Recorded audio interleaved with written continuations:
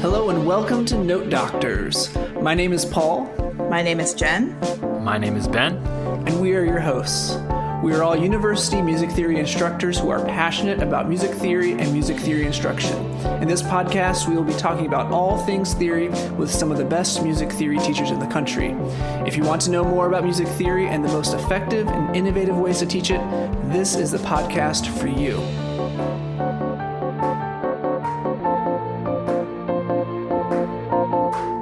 Hello and welcome back to Note Doctors, the music theory and pedagogy podcast. Thank you so much for tuning in to episode 49. We're actually having a return guest back on. So we had Benjamin Dobbs and his wife, Shanna, on a few episodes ago to talk about their joint research project and doing research together and cross-disciplinary, interdisciplinary projects. And we didn't get a chance to really talk about something that Ben is really involved in, and that is mentoring undergraduate research in music theory. And so we were like, well, we got to get you back on. And so we had an opening. We were like, come on back on. And we have a great time talking with Ben. Before we go into the conversation, though, if we could just, Jen, read Ben's bio so we can get a kind of a review of where he is at and what he's all about. Absolutely. So Benjamin Dobbs is assistant professor and coordinator of music theory and composition at Furman University in Greenville, South Carolina. He earned his PhD in music theory with a related field in music history from the University of North Texas in 2015. His research interests center broadly on the development of musical style and musical thought during the Protestant Reformation in Middle and North Germany. Benjamin also studies the relationships among students' beliefs about learning behaviors, and learning outcomes in music theory classes. I don't think we have to go and, before our students learn that we're frauds, become an expert in something. I don't think that's necessary. I think that we, first, have to get over our own fear. Second, have to trust our students. And third, have to trust our skills as researchers, right?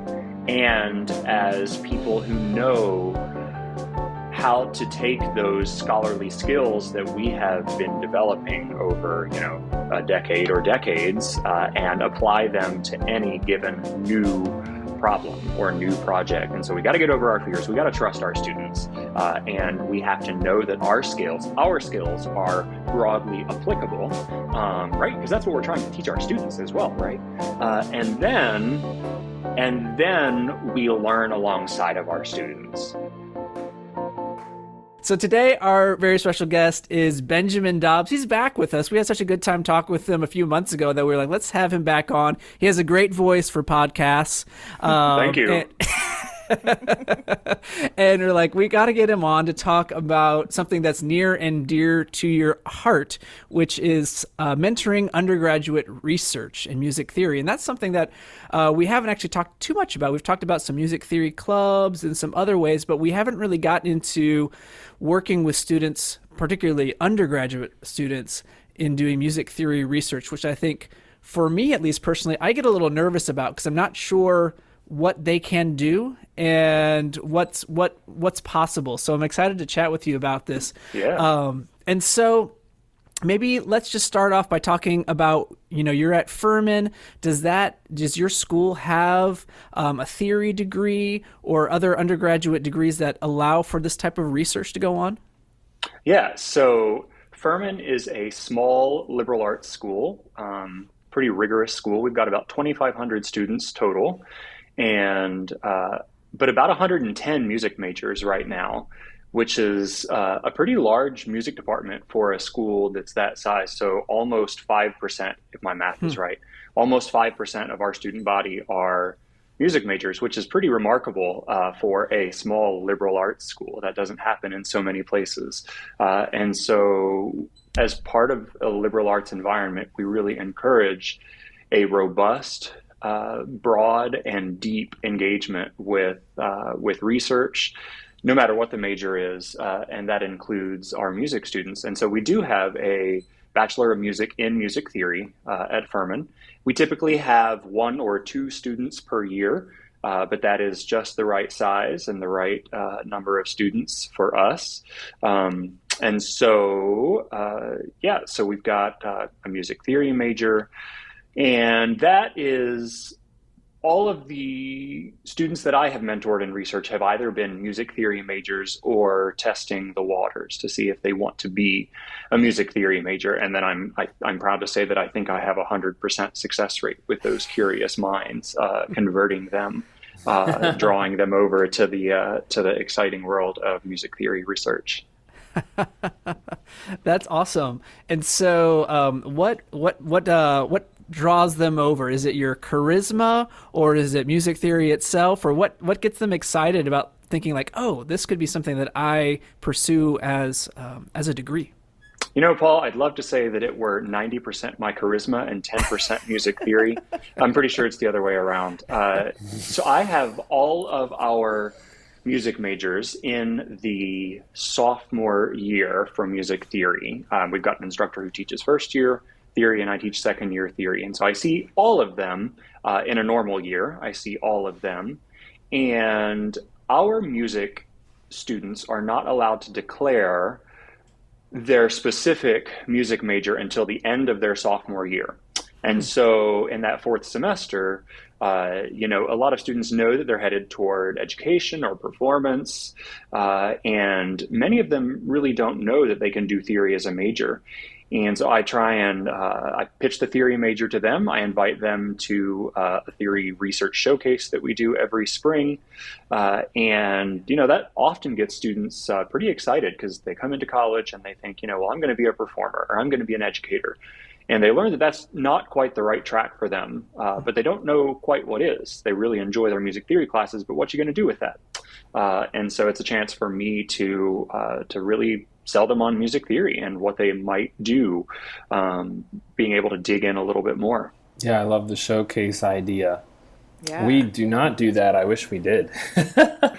And that is part of Furman Engaged, which is a university-wide showcase of engaged learning and mentorship and research. It's part of our comprehensive university program called the Furman Advantage. And so Furman Engaged is an awesome showcase that happens every year. The whole university, normal business shuts down, and every year I think about 800 or so students, which is about a third of our student body, give a presentation of some sort, whether that is a conference style presentation or a poster or a more interactive session or a workshop.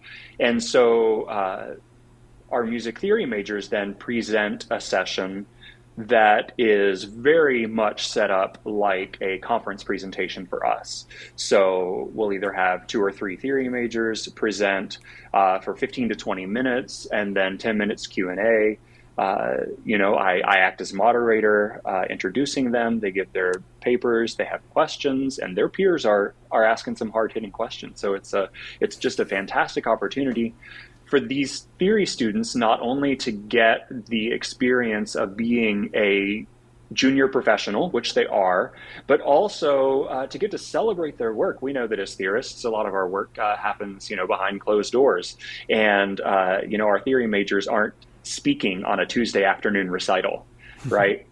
So this is a fantastic opportunity for them to get up in front of their peers and talk about the wonderful and hard work that they've been doing all semester. I love that. That's fantastic. Yeah, one thing that I wanted to ask you, Ben, I've also done a little bit of mentorship of undergraduate research, about 1 paper per year. One thing that has always been on my mind is, what are the requirements that Furman dictates or that you dictate as an advisor for your undergrads? Because it seems like here, nothing against what we have, but the requirements are so nebulous compared to, say, a master's thesis or a PhD dissertation. When you're writing a dissertation, you have all these requirements, all these milestones you got to hit. And then undergraduate, even if you say, I'm really encouraging undergraduate research and I want to support, and there's funding, which we do have funding, we have $500 awards that you can get, but then the requirements themselves are not very clear. What is the end goal? And maybe you can tell us a little bit about that part, because I'm curious about that. So our requirements are also quite open-ended.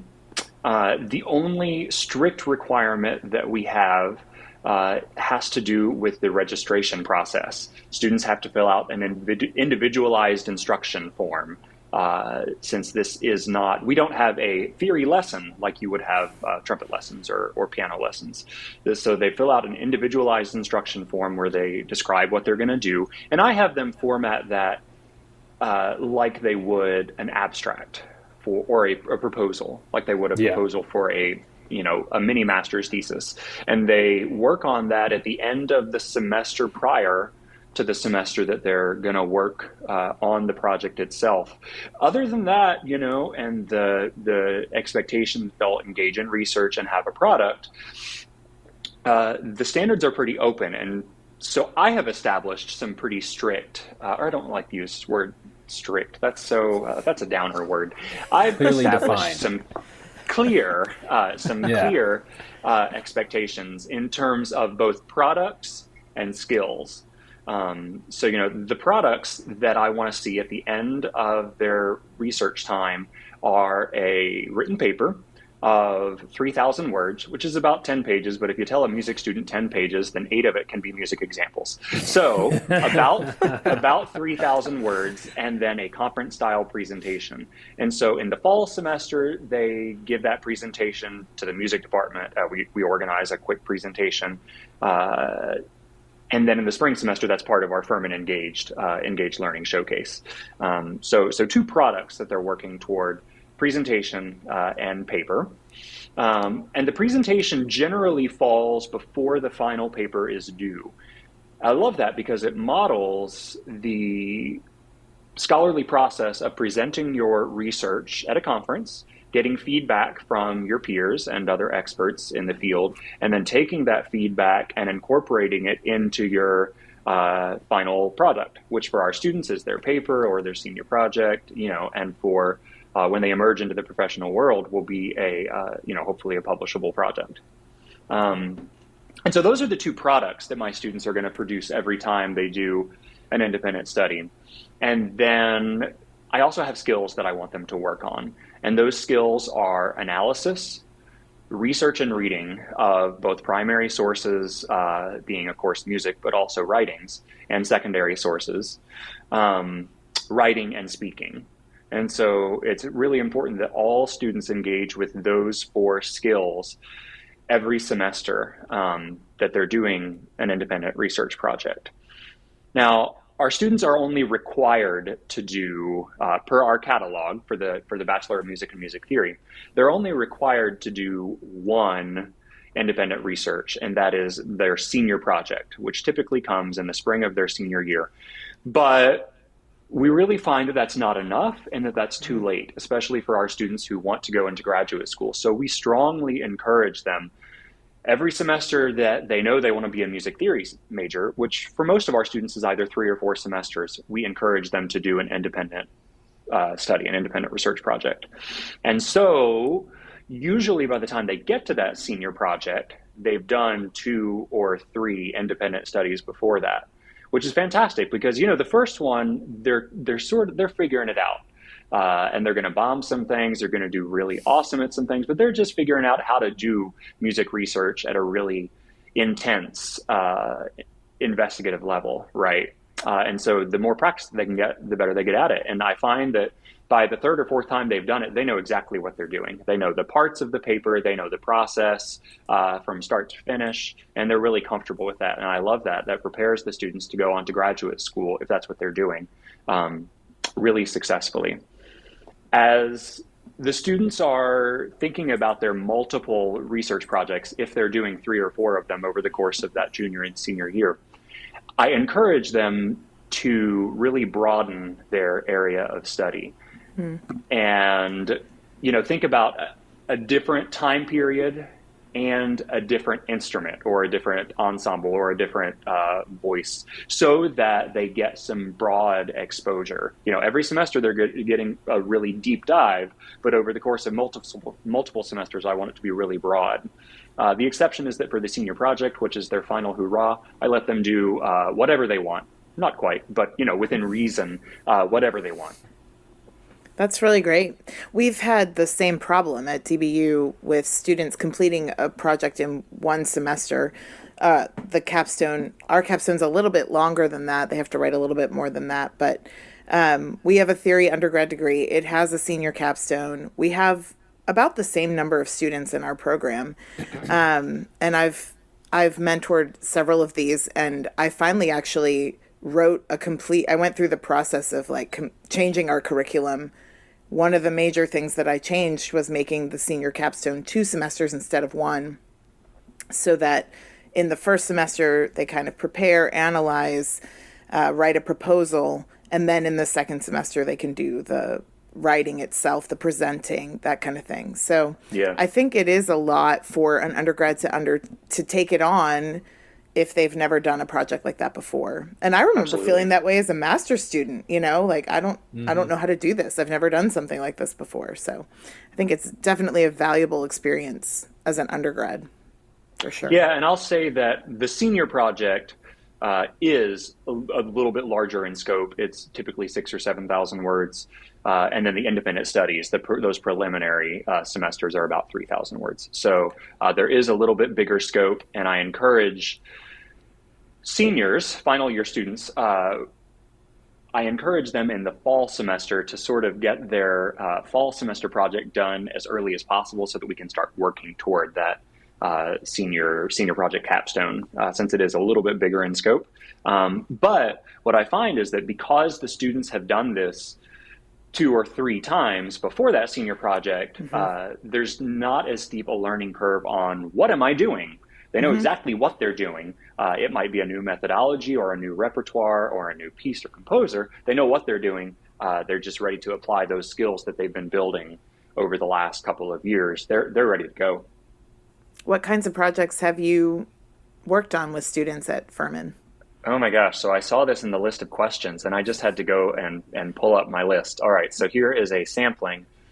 Let's see. So imitative technique and cadential practice and parody technique in Victoria, his Missa Oquam Gloriosum, Rameau and Mode in his opera Castor and Pollux. That was a paper that a student presented at a professional conference in Paris, which was just really exciting. Furman supported that through the Furman Advantage, and that was a fantastic experience for him.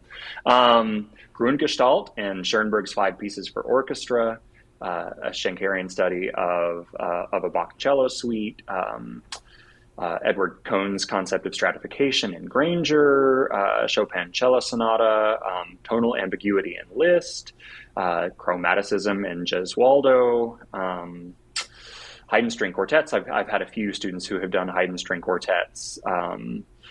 Charles Ives's Psalm 90, transformation and generative theories in Bach, Baroque Spanish composer Gaspar Sanz, Bill Evans jazz harmony, CPE Bach, PDQ Bach. That was a fantastic one. And There we right now go. I'm mentoring a student who's looking at Haydn's E-flat, various E-flat major string quartets. So just a fairly wide variety of topics, though overall quite traditional, except for PDQ Bach. I'm trying to encourage the students to really expand what they conceive of as an appropriate topic. I think when we're chatting early on about topics, a lot of them come up with, Beethoven piano sonatas or Haydn string quartets. I think in part because that's a lot of what we study in music theory. And that's changing, of course, but change is slow. And I think also in part, my students think that I want them to do something that's quite traditional. So I'm trying to encourage them to think outside of the box. And, if you want to write about Lizzo, let's do Lizzo. If you want to write about PDQ Bach, let's do PDQ Bach. If you want to write about, something that's more traditional, that's fantastic. But I'm really trying to encourage the students, or at least to let them know that, hey, it doesn't have to be dead white guys. I was going to say, students make statements all the time that take things for granted, and especially it becomes super apparent in their writing. Because, one of my students the other day, for example, said, well, because everything has to end on 1. And I was like, oh my gosh, well, there's plenty of pieces that don't end on one. And I was like, name some. And then it was just crickets. So then I just like named pieces that I didn't, that I knew didn't end on one, And I was like, see, there are a lot of pieces that don't end on one. But then when you go to read your students writing, especially undergrad projects, you get a lot of statements like that, to make assumptions or like put themselves into like traditional boxes that they don't even realize they're in sometimes, and you kind of have Absolutely. to unravel that a lot, very intentionally unravel that. Yeah. So how do you help your students overcome those kind of weaknesses or assumptions, that they bring to these research problems or projects? And, what are some of those common areas of weaknesses that you see in your own students? So first, in terms of just possible repertoire that the students can explore, I first had to encourage myself to be more open. When students used to approach me with topics and ideas for topics, I sent them off to do a little bit of preliminary research to make sure that there was enough secondary literature to ground their work so that they're not writing in a vacuum and so that they are engaging in the scholarly conversation. That's what being a scholar is all about. But that can be limiting, right? If we want our students to consider exploring new repertoires, new genres, new styles, new musics, then there might not be as much secondary lit. And so that can be a form of gatekeeping, right? So I have stopped now saying you can't do this, or I don't recommend that you do this, unless you can really find some good other analytical models for that music, because that just perpetuates the narrowness of our field. And so that's something that I've tried to overcome myself. And then in terms of encouraging students to explore more broadly, I have that request of them that every semester they study a different time period and a different medium. And so I constantly remind them, hey, you haven't done anything that's more recent. And they're like, oh, do you mean Schoenberg? No, that's not recent anymore. Let's think even more recent. 100 years ago. Than that, right? Right? 100 years. Yeah. So funny. And so that's an ongoing process. I wouldn't say that I'm terribly successful yet at encouraging students to really branch out, but I think we'll get there. Yeah. Mm-hmm. That's so funny with students still thinking that Schoenberg is new music, right? I like they do that because we tell them it is. Yeah, right? Yeah. Right. I like to when we start talking about that, I like to show them like a picture of like a bra and a zipper. And I'm like, these were invented in like the 19 teens or the 1920s. We don't think that either of those are new technology, right? We don't think they're new innovations, right? And yet we think about music that's written in the 19 teens and 20s as new, right? And so it is something that I think they're ingrained with, and so we have to kind of overcome that. Yep.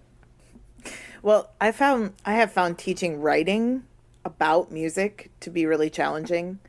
It's hard to keep students from doing that kind of plodding through a piece thing where they're like, and then A goes to G sharp, and then to G, and then to F sharp, and then to F. And that is a lament bass. Yes, I know. I know what that is.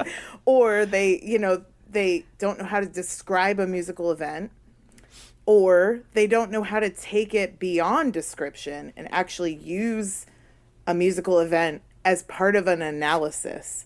So do you have any tips? How have you how have you helped your students with those things? Yeah, Jen, what I find is that students are either too specific, exactly what you've said.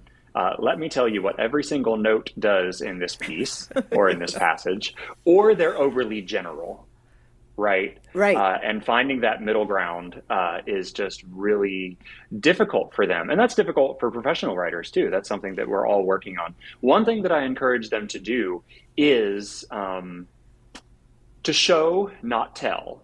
So show with your words. Don't tell us what's happening, but show us what's happening. And then also to, as you're writing, imagine where you will use musical examples. And that's really important, because if the students sit there and say, well, I'm going to talk about measures 1 through 20. All right. you're not going to put 20 measures of music on the page, probably. You probably really only need to talk about 4 or 5 measures or 2 or 3 measures, depending on exactly what it is they're talking about. Or if you're talking about form, you might talk about the whole movement form at one point, but if you're doing a blow by blow of form, you're really probably just talking about the exposition, or just P, or just S, or Right. And so I encourage the students to think about, how are you going to use musical examples, where are you going to use them, and how? And then how is your prose going to match the scope of that musical example that you want to explore? Because I bet that you don't want to talk about every single note for 5 bars. I bet you also don't want to talk about 30 bars of music at a time. And that tends to help students out. I encourage them to be more specific than less specific early on, and then we can edit down. And all right, the example that you described, here's every single note of a lament bass and how it works. How can we shorten that by half? Well, we can say, all right, there's a descending chromatic line from C down to G, or whatever, and that's just as descriptive, and that helps the students out. And then they've achieved that balance between being overly technical or overly descriptive, overly specific, and overly general. Yeah. I found too, sometimes I will tell my students to write as though I'm their audience, because they often write as though they're like grandma who doesn't read music is their audience. And so they're explaining things that most people who would engage with writing like this already know. Yeah. So, reminding them of who they're writing for and the level of knowledge they can expect in the person they're writing for can be helpful too. That's wonderful. And especially thinking about their presentations that they're going to do. I encourage them to think about their audience as their peers who aren't specialists. And that's what happens to us when we go to conferences as well, right? Exactly. We're going to a conference, whether that's SMT or TSMT or Music Theory Southeast. We're going to a conference of people who are all experts, but they might not be experts in our specific field, or there might be 1 or 2 people in the audience who are. But talk to people who have your level of learning, but not your level of insight on this subject. So for my students, then. Your audience are juniors and senior undergraduate students who haven't studied transformation theory, or who haven't studied Hepikoski and Darcy beyond what we do in 4th semester. Right. And that, I think, helps them figure out their audience and scope. I'll also encourage them to read it to their roommate, and if their eyes go crossed, either it's overly dense or not specific enough. But that tends to help. This thought occurred to me as well, that in terms of balancing that, or finding that balance between being too descriptive and being too general, I find that it helps if you limit the student on a writing assignment for the amount of music that they're going to write about that week, or for that, so you're only going to write about the exposition today, or you're only going to write about, the first stanza of this lead. And limiting them in that way also helps, especially if you give them a target word count, because then that says, all right, well, I'm only writing about 10 measures of music. I only need 20 words. Well, no, but you also don't need 1,000 words. Maybe if you write 150 words about it, that finds that balance that you might need. Yeah. Putting into bite-sized chunks. Yeah. Absolutely. In fact, the whole writing approach that I take for the students throughout the semester are bite-sized chunks.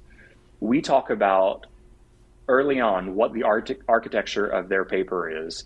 And this is something that is more or less universal, no matter what the topic is. You're going to have an introduction, you're going to have a lit review, you're going to have a methodology section, then you're going to have the body of your paper, and you're going to have a conclusion. And those things are going to be about these proportions. Your intro is going to be about 10% of your paper, your conclusion about 5%, your lit review about 10%, your methodology 10 to 15%, and then that leaves, if my math is right, 65-ish% for the body of your paper. And that builds a well-balanced paper, a well-balanced argument, no matter what the topic is, right? There's a little bit of flexibility built in there, but that helps keep everything in scope. it also helps the students not write 2,000 words about the exposition and then get through the development and recap in the next 200 words, right?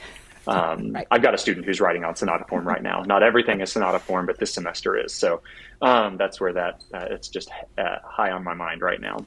But, I am a planner, I am a plotter, I am a strategizer when it comes to balancing and planning a paper. And I think that helps students, visualize how everything's going to come together at the end. And then throughout the semester, every time they read an article, they're writing about it.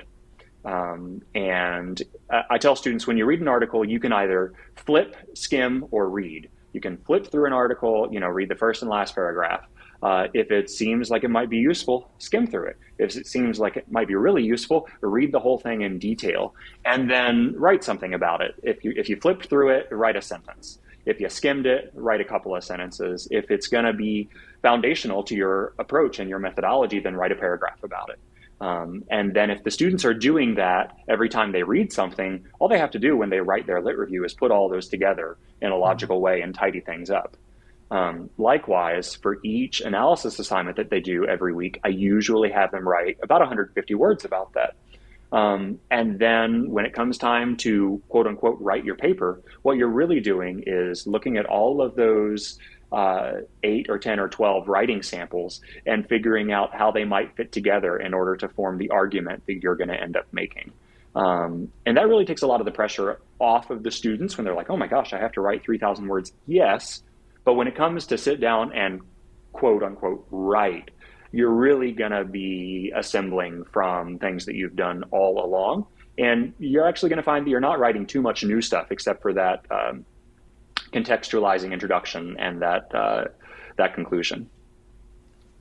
Yeah, that's great. One of the things that you've said a couple times is talking about students' arguments. And how do you get students to think about making an argument with their projects? Oftentimes students come to theory thinking that all you do is identify chords and you write Roman numerals. But really music theory is about, coming up with arguments or perspective on a way to approach music or a piece and things like that. And then theory is defending that argument. So can you talk a little bit about how you get students to think about crafting an argument for a piece? That's probably the most challenging upper tier concept for the students to grasp. You're exactly right. They come and they say, well, this piece is really cool. I'm going to write about it. And then we spend, half the semester doing analysis and figuring out how it's really cool. But you can't just give a blow by blow. That turns into the most boring paper that nobody ever wants to read, including the students. They don't want to deliver that paper. They don't want to write that paper. They don't want to read that paper. And neither do their peers. So this piece is cool is not a good enough argument either. I'm going to tell you why this piece is cool. Not. I mean, it's good for BuzzFeed. Or beautiful or interesting. Yeah. Right. You can put that online, but that doesn't work on a scholarly paper. Yeah. So one thing that I find that's really useful is parallel to the students having an analysis assignment every week, they also have a secondary lit reading assignment every week. So, if you're writing on PDQ Bach, then go and start building your bibliography. Do a search, do a RILM search, do a JSTOR search, find 10 articles on PDQ Bach or PDQ Bach adjacent, and put them in your bibliography. Choose 2 to read 2 of those, and then flip, skim, or write those summaries. And that allows the students to see the kinds of arguments that other people are making. And so that pulls them out of this piece is really cool, and here's what happens. That pulls them out of that, and that gives them other analytical and argumentative models to follow, which is really helpful, so that about halfway through the semester, we pivot from analysis work and secondary lit work to thesis crafting and then paper assembling work. And so when we're ready to make that shift about halfway through the semester, they've read several things that have presented good, solid arguments. And so they know what an argument looks like. And I'll usually warn the students, all right, next week we're going to talk about what your argument's going to be.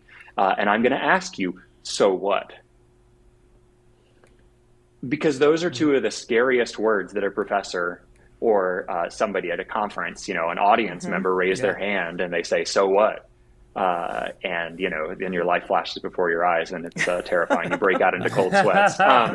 So, about halfway through the semester in one of our weekly meetings, we'll sit down and say, "All right, this piece is really cool. What do you think you found?" And then I'll ask them, "So what?" And I'll sit there in silence and they will too. And, we're comfortable with silence to an extent. And then they'll start sort of spitballing, well, maybe this.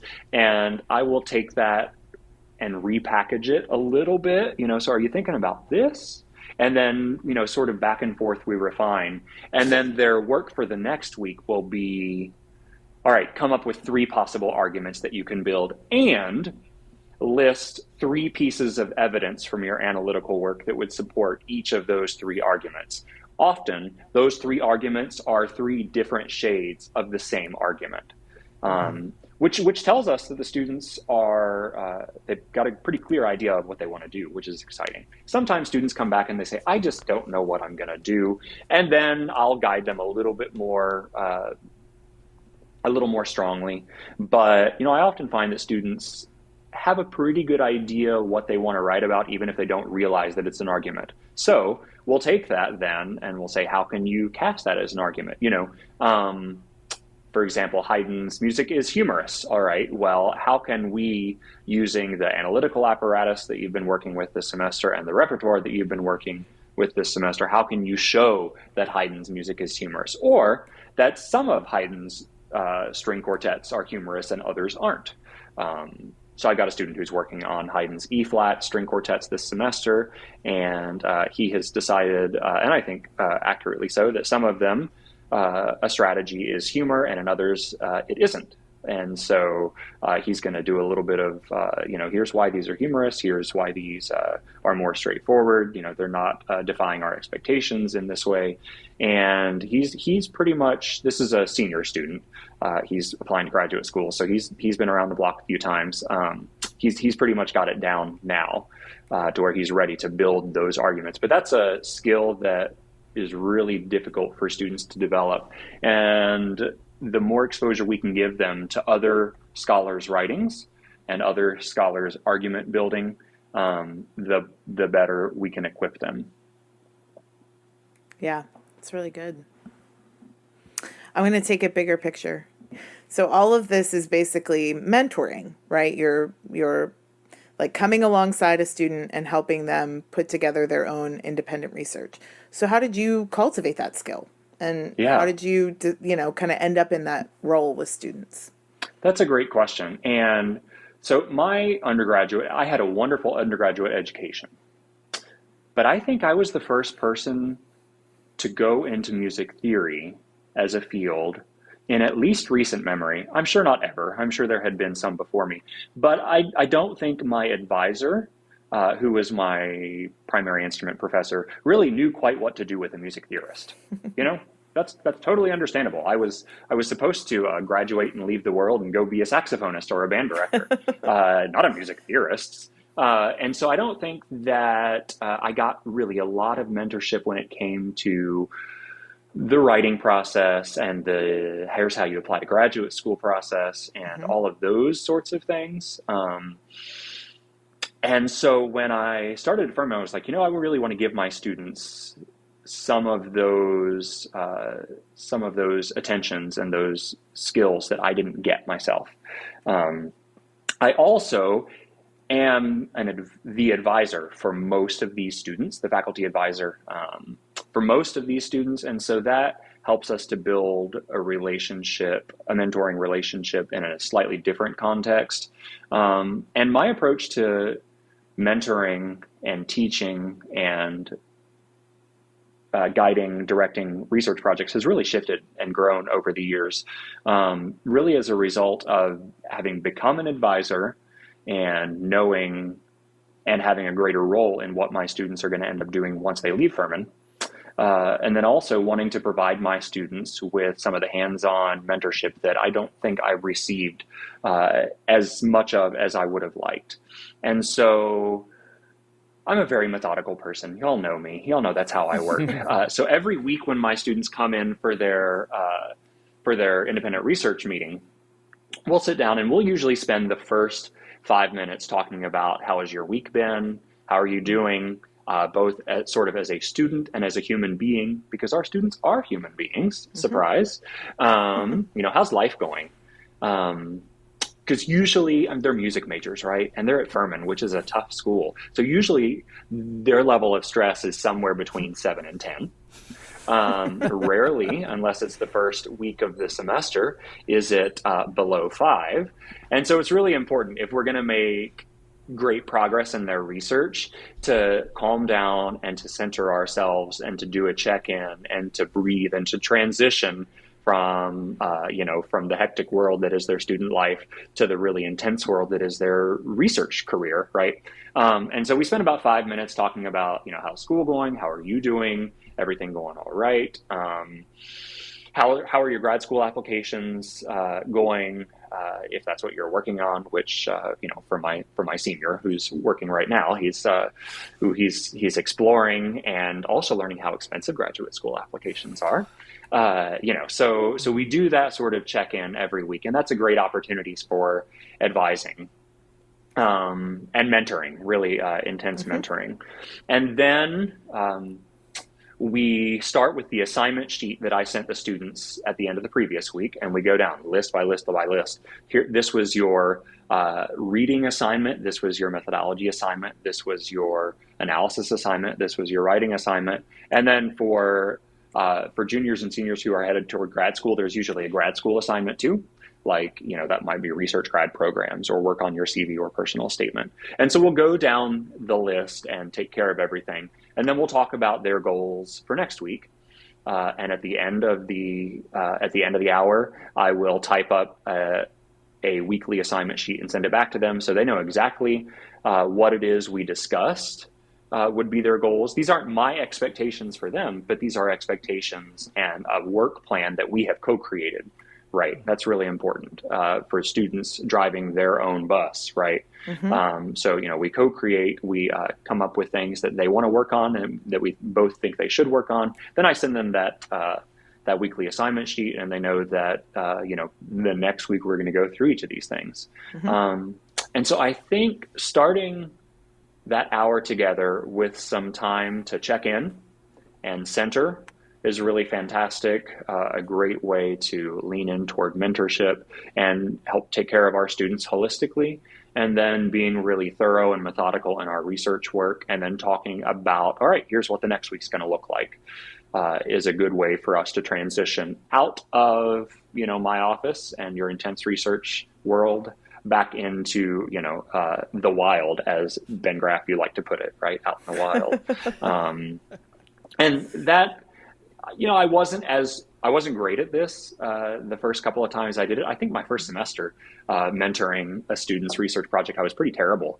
I had just come from UNT, which was super intense, and had PhD students and master's students. And while Furman students are wonderful, they are undergraduate students, and so I didn't make that great shift. And I wasn't very. I was a research mentor. I wasn't a student mentor. And so developing into that student mentor personality and approach has just been really important and really rewarding. I can see that my students are appreciative, and I can see that it's effective for them achieving their goals and for them going on to the next stages of their career. That's really great. That is great, and I appreciate the end of the wild reference. I stand by it. Ben, I have started to say that in class so much more, since the last episode that we did together, and I learned that phrase from you. I have started using into the wild. The students appreciate it. I love it. Yeah. My question actually was related to yours, Jen, so I'm glad that was. Oh, good. I'm glad you asked it. It's kind of tangential to mentorship, but one of the things that I kind of fear, I guess, as a mentor of undergraduate projects is the project that you really want to help a student on, but you feel drastically underprepared in that area. Like I advised this project that involved like Korean drumming, And I'm like, not only am I not a percussionist, but I have no familiarity with Korean music and this particular composer. I really want to help broaden the repertoire that we're analyzing. I really want to like help this student do this project. But then like at the same time, I'm in no way, shape, or form prepared to advise this paper. Yeah. So is there anything, and the answer may just be like, you have to go out and do, the pre-research as your student is doing it or alongside. But is there anything that, if you run across that or you kind of encountered that, and do you have any words?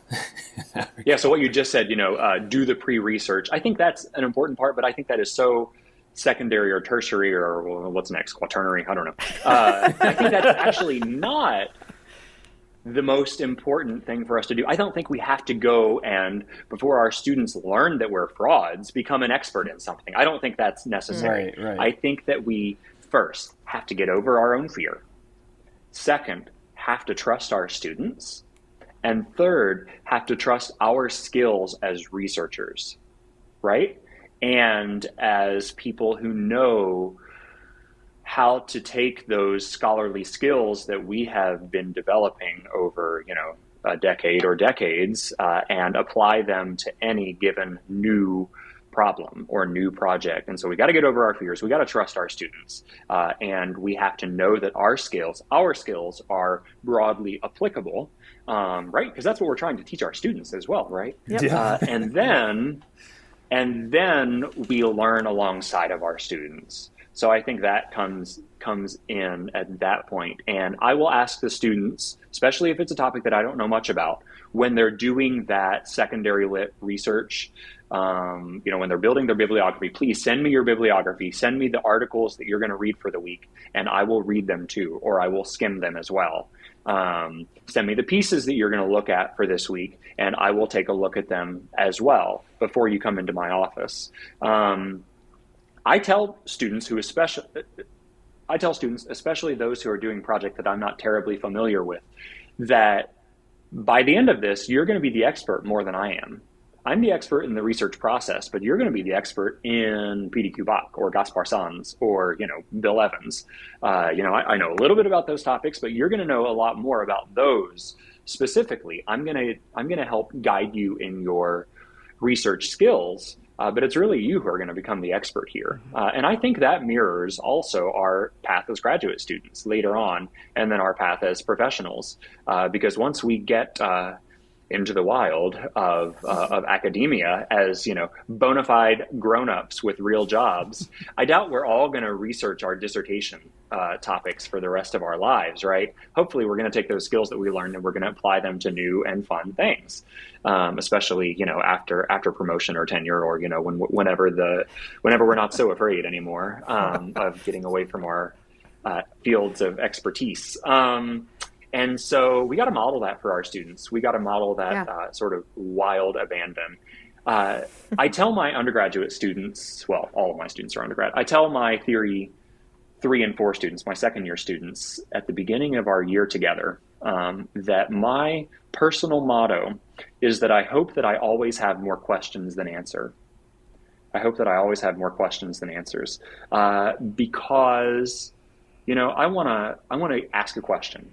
I want to learn, and I want that what I've learned to inspire 2 more questions that I can then go and ask and answer, and it to create this spiral of deeper and deeper learning that's just so satisfying. I also ask those students, is it better to wonder or is it better to know?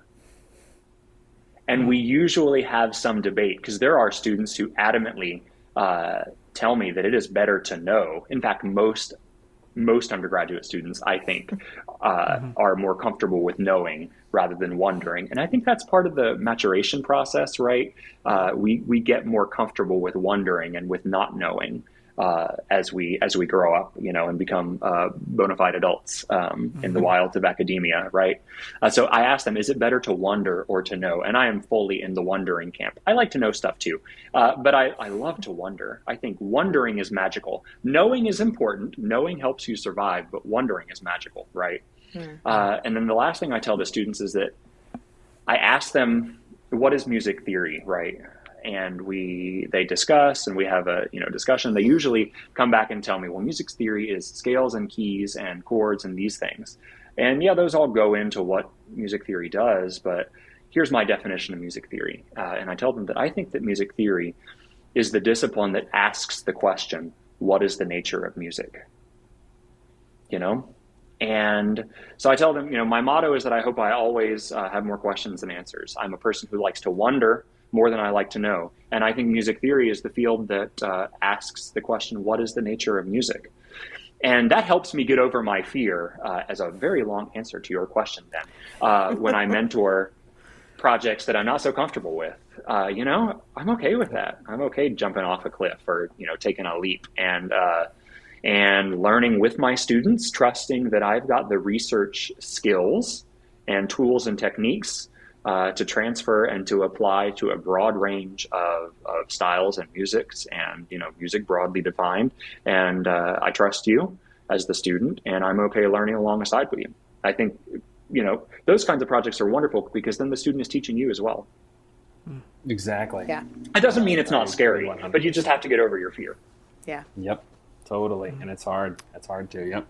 Yeah, but we want our students to get over that fear too. I mean, that's what happens in Theory 3. You learn secondary dominance and Neapolitans and all these things that change the fixed rules that students think that theory is all about. And I love that, being open to wonder.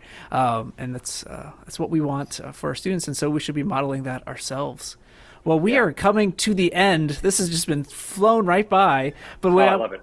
I want to get into some rapid fire questions. So we're not with your wife isn't here, so we're gonna get some real nitty gritty music theory rapid fire questions here. So oh no, I'm afraid. So we had to tone it down because Ben's wife she's a psychologist and she's smarter than all of us. But definitely smarter than me. I won't speak for you guys. But, and so we got some quick rapid fire questions before we get going here. Ben or Jen, do you have an idea? I have one right now. Go for it. Okay, so I want you, Benjamin, to imagine that you are one of your students. So like, what would 21, 22-year-old Benjamin, what piece of music or what composer would 22-year-old Benjamin want to be analyzing if he was a theory major with someone like you as their mentor? I'm thinking back to when I was in college, and the composer that I was utterly infatuated with, and still am, he's my hobby composer, is Gustav Mahler. I just love Mahler. In fact, I'm doing Mahler 2 next in the spring with Greenville Chorale and Greenville Symphony. It'll be my first time to sing it. I'm so excited. So that's a little bit of a straightforward, nerdy answer. But, honestly, 21-year-old Benjamin would have wanted to study more Mahler. So I'm going to stick with it. Nice. Great. I love that. Do you have one, Ben? Mine was going to be, do you start writing the intro or do you start writing the body of the paper first? Yeah, so my students, they start writing the body first, though they don't know it's the body. They start by writing, whatever their analysis work was for the week. They're going to write 150 words about it, and that's going to become material from which they can combine and draw from for the body of their paper. So even though they don't know that it's going to become the body of their paper, they start. It's a sort of sneak attack. They start on the body of their paper, because really we don't switch to thesis mode, argument building mode, until about halfway through the semester. So they might not be ready for their introduction until then. Yeah. Right. Yeah. No, I've heard both, and some people are really just their natural style. Mine's more of a word vomit into the body of the paper first. Yes. If I'm being 100% honest. If I'm being 100% honest, I am a person who likes to sit down and start with the introduction. But I'm not drinking my own medicine there. Yeah. All right. So here's mine.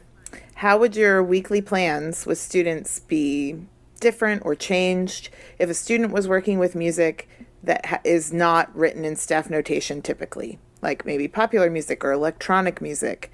how would that impact your weekly plan for them? Yeah. So, my weekly plan typically consists of analysis work, methodology work, and secondary lit work. And that just becomes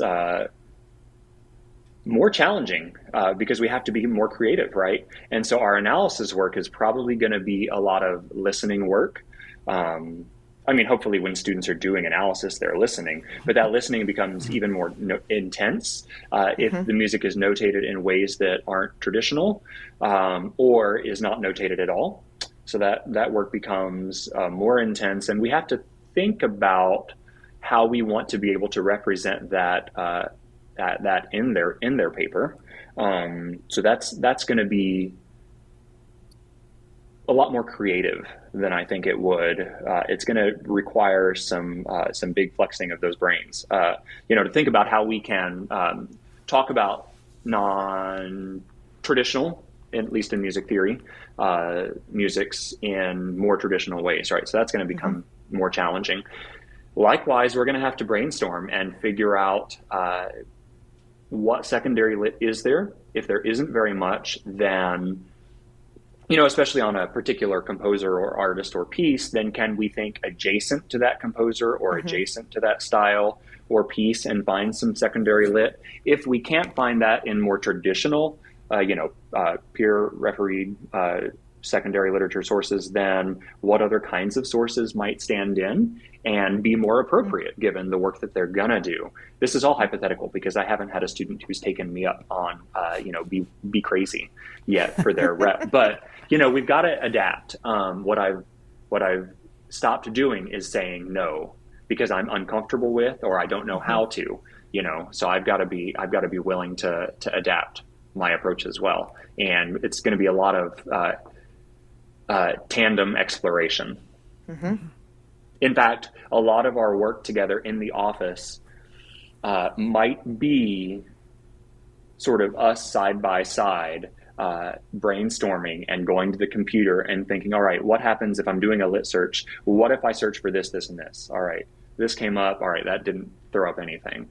Well, let me manipulate those search terms and see what we can find. So actually, we're probably going to do a lot more of that work together because at that point, we really are learning at the same pace, at the same rate, which, I've tried not to think of as a scary thing, but as just another opportunity for me to learn. Yeah, and a great way of modeling that, to your students there.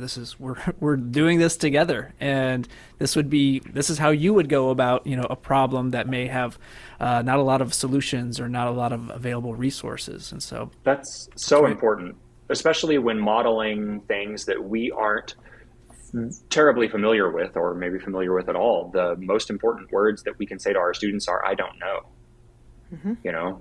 and that produces a little bit of anxiety, especially if you're new in a position or don't have a lot of security in your position, and you feel like you have to be the expert who knows everything all the time, but that's just not the case.